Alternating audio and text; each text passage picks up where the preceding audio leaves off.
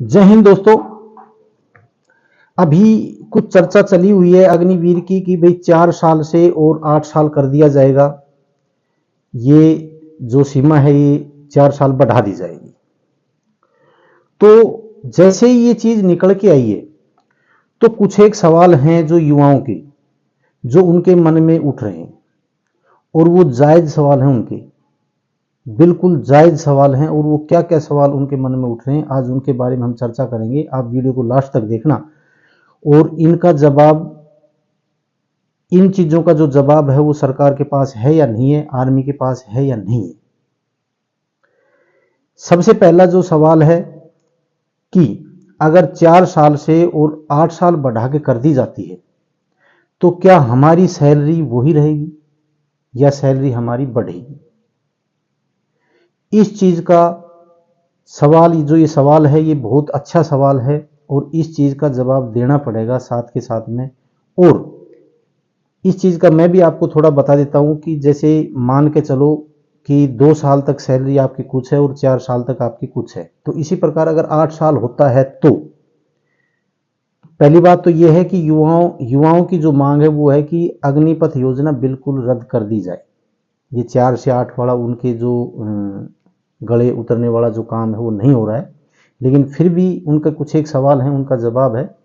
जो 6 साल है तो उसके अंदर सैलरी 4 वाली है उससे बढ़ के होगी, और जो 8 साल है उसकी 6 साल से और बढ़ के होगी।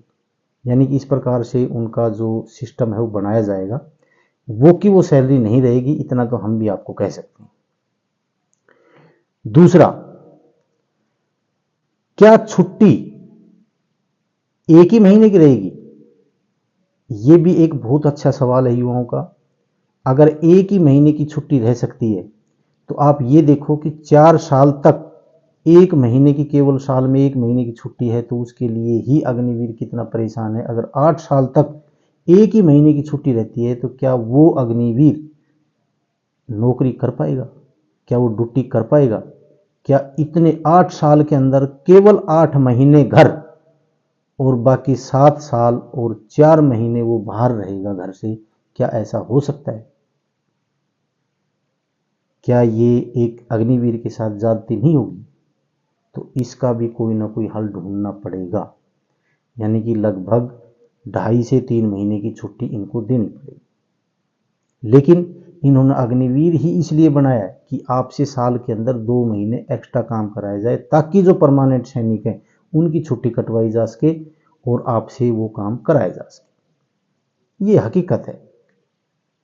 और आपको सैलरी मिलेगी पूरी हुई 1 साल। यानी परमानेंट सैनिक है 9 महीने काम करता है और 1 साल की सैलरी लेता है, लेकिन अग्निवीर 11 महीने काम करता है और फिर 1 साल की सैलरी लेता है।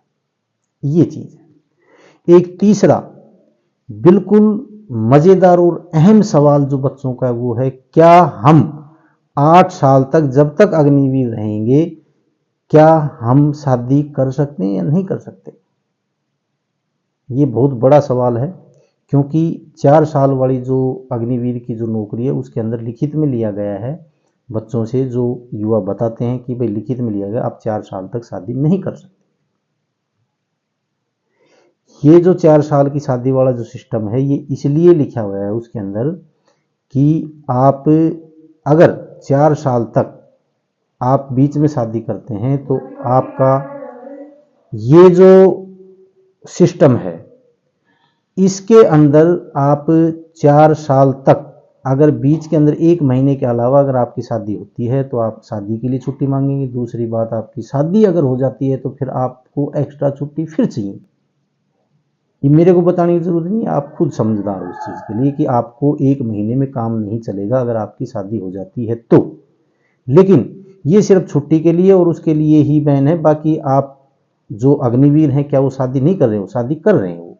लेकिन अगर 8 साल की नौकरी आपकी होती है तो